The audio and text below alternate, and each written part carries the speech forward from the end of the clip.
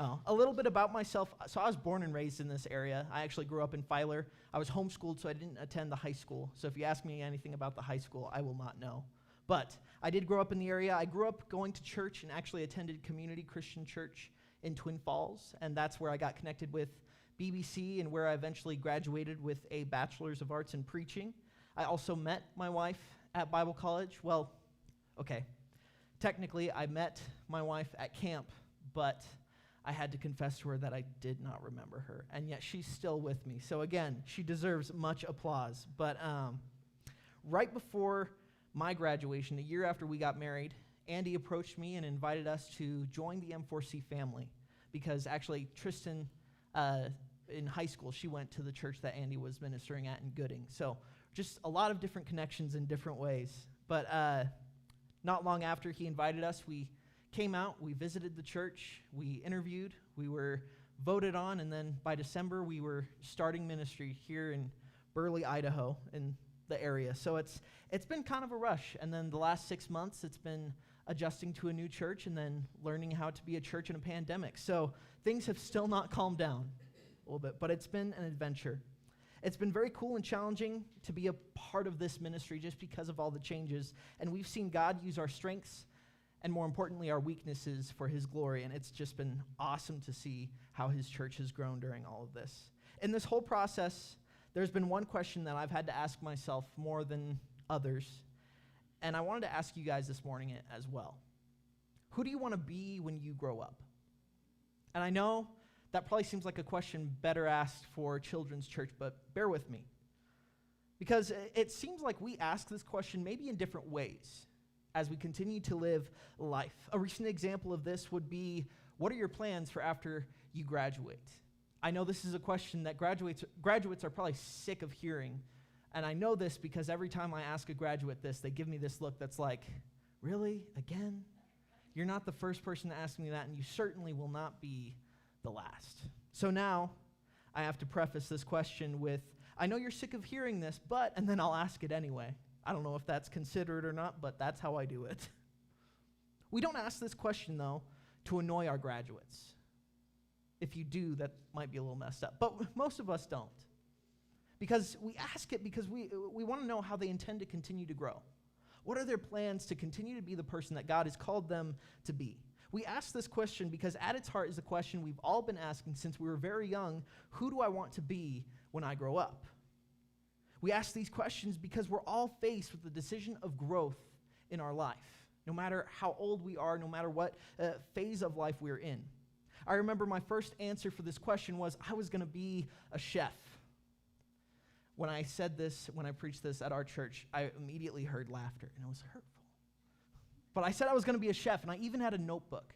Anything that I ate that I liked, it went on my menu that I was going to have for this restaurant. My friend and I actually had dreams that we were going to open up a restaurant together, and we would make designs of buildings that were impossible for restaurants, and we had no limitations to money and everything like that in our minds. And my menu consisted of anything that wasn't green or healthy, so it probably wasn't going to go too far. I moved on from this plan as I grew older when I realized that that plan probably came more for a love of food and less a love of cooking. So I moved on to other plans as I continued to grow. It went from police officer, musician, to whatever other dream came to my mind until the Lord placed being a minister on my heart. But now here I am, graduated from Bible college and in a ministry position. Have I arrived at being grown up? No, absolutely not. I still have to daily face the question of who do I want to be as I continually grow. Before we moved to be a part of the M4C church family, I was actually preaching at a small church in Boise. It was called Boise Valley Church of the Brethren, and I have to preface it with, it's not a cult. It's just a very odd name. But at that church, there was a minister who was 87 at the time and still actively preaching in the church. His name is Ed, and he's given over 60 years of his life to the ministry of God's church. And anytime I would see Ed in action, I would come home to Tristan and say, when I grow up, I want to be like Ed. See, whether we're just graduating or several years past our graduation days, we're all still having to ask ourselves the question, who do I want to be when I grow up? There's a story of a very gifted cellist in the early 1900s named Pablo Casals. And when he turned 95, a young reporter asked him why he still practiced 6 hours a day when he was already considered one of the greatest cellists of all time. And Casals answered him with a smile, and he said, "Because I think I'm making progress." You see, growth is part of being alive. It doesn't stop when you turn 18 or when you have your first car, apartment, child, or grandchild. We're all faced with decisions of growth. Until the Lord comes home, we're growing every day. Today we're going to be looking at a parable that Jesus tells, and it begs the same question for us to answer: who do you want to be when you grow? Let's open our Bibles to Mark chapter 4, starting in verse 1. It'll also be up on the screen as well. It starts saying this: "Again, Jesus began to teach by the lake. The crowd that gathered around him was so large that he got into a boat and sat in it out on the lake, while all the people were along the shore at the water's edge. He taught them many things by parables, and in his teaching said, 'Listen, a farmer went out to sow his seed. As he was scattering the seed, some fell along the path, and the birds came and ate it up. Some fell on rocky places where it did not have much soil. It sprang up quickly because the soil was shallow. But when the sun came up, the plants were scorched, and they withered because they had no root. Other seed fell among thorns, which grew up and choked the plants so that they did not bear grain. Still other seed fell on good soil, and it came up and grew and produced a crop, some multiplying 30, some 60, and some 100 times. And Jesus said, 'Whoever has ears to hear, let them hear.'" We're going to go ahead and jump up to verse 13, where it says, Then Jesus said to them, "Don't you understand this parable? How then will you understand any parable? The farmer sows the word. Some people are like seed along the path, where the word is sown. As soon as they hear it, Satan comes and takes away the word that was sown in them. Others, like the seed sown on rocky places. They hear the word and at once receive it with joy. But since they have no root, they last only a short time. When trouble or persecution comes because of the word, they quickly fall away. Still others, like seed sown among thorns, hear the word, but the worries of this life, the deceitfulness of wealth, and the desires for other things come in and choke the word, making it unfruitful. Others, like seed sown on good soil, they hear the word, accept it, and produce a crop, some 30, some 60, and some 100 times what was sown." I always think this start of the chapter is crazy because it says Jesus is surrounded by so many people that he actually has to get into a boat to teach to the people on the shore. He has quite the captive audience, and he chooses to teach a parable, which is a story with a big lesson. He starts off with this farmer who's planting seeds. And this farmer is scattering seeds in such a way that, to us, we think he's kind of careless. We think this because it says that these seeds are falling all over the place. Not just on the good soil, but on hard and rocky and weed-infested soils as well. You see, the way that farmers planted seeds in Jesus' time was that they would take handfuls at a time and just cast it out onto the good soil. And then they would prepare it to place it into a good and secure place. In their mindset, the more seed that they threw out there, the better chances they had for a good crop that year. So if some seeds fell outside the good soil, it was worth the risk if most of the seeds made it onto the good soil. This is why we see that this farmer is throwing seeds not just on good soil, but on hard, rocky, and weed-infested soils as well. Now, thankfully, we don't have to work very hard to understand this parable because Jesus' disciples didn't understand it as well. So Jesus explains it to them. And as we look at this explanation, we need to ask two questions. What do we learn about Jesus in this parable? And what do we learn about ourselves also? For the first question, we see that in Jesus' explanation of the parable, we actually don't see an explanation as to who the farmer is. Now, in Jewish culture, most stories that had a farmer spreading seed, it was considered to be God spreading out his message. In Matthew 13, where Jesus is telling this parable, he tells another parable of a farmer spreading seed and says that it is the Son of Man, or Jesus himself. This makes the most sense that Jesus is the one spreading the message in this parable when we get to the seed that is being spread, the word. But either way, what's great about this is that the answer is the same. Whether it's Jesus or it's God, either way, it's God spreading his message. Now, in reference to the seed that the farmer is spreading, Jesus says that it is the word, which is a pretty heavy word. This is the same word, logos, which is used in John chapter 1 to identify Jesus as God in the flesh. Now, there's nowhere in the Gospels where Jesus uses this word to identify his deity. So it's most likely not him making that statement.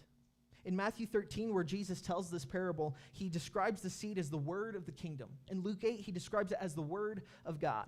These descriptions are more consistent with the message he's been spreading from the very beginning of his ministry, that the kingdom of heaven is here. One of my favorite authors rephrases it this way, saying, God is in charge. And I like that statement because it basically presents the listener with the option of submitting to the king and to his rule and to his guidance, or live in rebellion and face the consequences. There are no other options. That is what this message presents. This is the word that he is spreading. To put it simply, the message of the kingdom presents us with two options: growing in life with God or death away from him. It is a serious message. Now, how the message is spread is how we can learn the most about Jesus. The common understanding to the Jewish people in Jesus' time was that they were especially the people of God. That was their identity. They were specifically chosen for this role. But this parable paints a picture that God is opening the invitation. This parable shows that Jesus is generously inviting anyone who wants to accept his message and grow in his kingdom. Instead of specifically planting the seeds in good soil, he's spreading it all over the place. No matter what your past is, everyone is offered the opportunity to let him define your future. He is generously offering life with him through Jesus. God says it this way in Isaiah 55, 10 through 11. As the rain and the snow come down from heaven and do not return to it without watering the earth and making it bud and flourish, so that it yields seed for the sower and bread for the eater, so is my word that goes out from my mouth. It will not return to me empty, but will accomplish what I desire and achieve the purpose for which I sent it. God promises his message will grow fulfilling life to anyone who accepts it. It will not return void, as some translations say. What we learn about Jesus is that he is a God that generously offers abundant life to anyone who will accept it. But now we're going to move on to the second question. What do we learn about ourselves in this parable? Jesus breaks down the interpretation of the different soils, and he portrays the audience of the message, us, the hearers, as soil. He explains that some people are like the soil that is next to the road. It is hard and unyielding. And even though it's heard the message of the kingdom, it's not accepted it, which allows Satan the opportunity to take it away. This is someone who's heard the message of God and willingly rejects it. Though the offer is open to them, they reject the opportunity of growth that God brings, which comes through submitting to his rule. He then explains that some people are like rocky soil that receives the message and grows quickly, but because it has no depth for the roots to grow, it doesn't last long. It eventually withers. These are people that hear God's message and listen to it and accept it with joy. But when trouble, hardship, persecution, many hard things come, because they follow God, they walk away. Because they haven't let the message truly take root in their life. He then explains that some people are like soil that has weeds in it. Originally, it looks good. But as the message grows, so do weeds. So do distractions and sins in life that slowly choke out the word's influence in our life.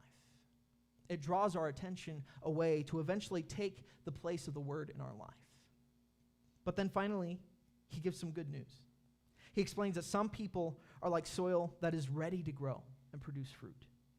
This is someone who makes God and his message their first priority. This is someone who's committed to allowing God's message to grow them in ways that only he can.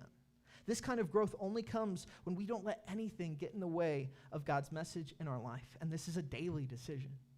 He says that because these people allow God's message to grow in their life, that it will bear much fruit. Living under the reign of God promises a thriving and abundant life, which is what it was always meant to be. Now, Jesus, at the end of telling this parable, he says, "He who has ears to hear, let them hear." He makes it clear that this message is readily available for anyone who wants it, but it's up to us to accept it. It's up to us to have the message grow in our lives. As Christians, we must prepare our lives for godly growth. The question that this parable begs us to ask is, who do you want to be when you grow?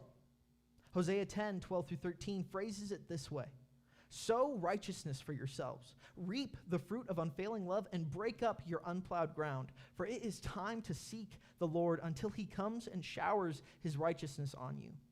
But you've planted wickedness. You've reaped evil. You've eaten the fruit of deception because you have depended on your own strength and on your many warriors. See, God's calling his people to continually prepare their lives for godly growth. He says, until you see righteousness in your life, don't stop digging. Don't stop preparing your life. He says, continue to prepare your life for godly growth instead of growth of sin and death. We can look at the example of Psalm 1, where the growth that God brings is described as a tree that is thriving, full of life, next to a flowing stream. And it says it's constantly bearing its fruit in its season, and its leaves do not wither. Jesus' parable presents us with two options: prepare our hearts to grow the message of God, or to allow the things of this world to grow in us, which brings sin and death.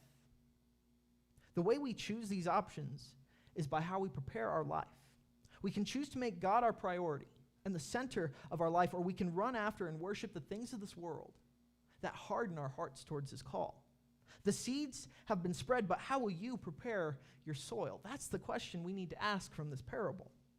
We can all agree that being the good soil is probably the best option in this parable.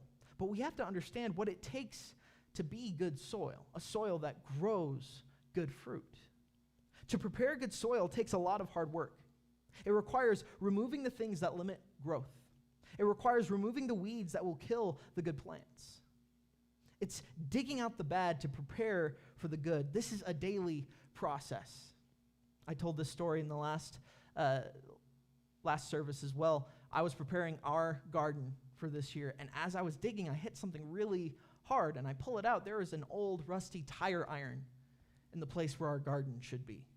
And if I left it there, it would have made it hard for plants to grow in that area. But I pulled it out, and it's currently on our porch because I'm still not super sure if it's a murder weapon or not. And I was corrected, actually, from last service that a murder weapon in Burley would be more of a knife than a tire iron. So it's terrifying how someone would know that. But just for clarification, but we need to remove the things that limit growth, that can cause death more quickly than it can life. And for each of us, this looks differently. Jesus' parable causes us not only to ask, which soil do we want to be, but how will you become the soil you want to be? Who will you be when you grow up? And how are you going to get there? The choice is ours. See, whether we've just graduated or we've seen our grandchild's graduation, we're all still faced with this question. We all still have to choose how we want to grow. Will we trust in God and the message of his kingdom, or will we run after the empty and vain things of this world? Wealth, popularity, and fleeting pleasures that leave us empty. Will we let God's message grow in us even when it's uncomfortable and causes us to change how we live to look more like him? Or will we choose to stay the same and eventually walk away? We answer these questions by the decisions we make to either remove the things in our life that limit growth or to walk away. We have to make the daily decision of making God first and letting the other things in life fall behind him. Preparing our lives for godly growth looks different for each of us. We all struggle in different ways. We all have different things that we need to remove from our lives, which means we need to be patient with each other as well. Because what I struggle with isn't what you struggle with. And it's hard. This is what growth looks like. We each have to ask ourselves, what will it look like for us to prepare our lives for God's message? To be more ready to grow godliness, to grow righteousness in our lives. Jesus is generously offering this growth for anyone who wants it. But the question is, will we accept it? Ultimately, the decision is up to us to prepare our lives for godly growth. Who do we want to be as we continue to grow? And how will we get there? Will you pray with me? Jesus, we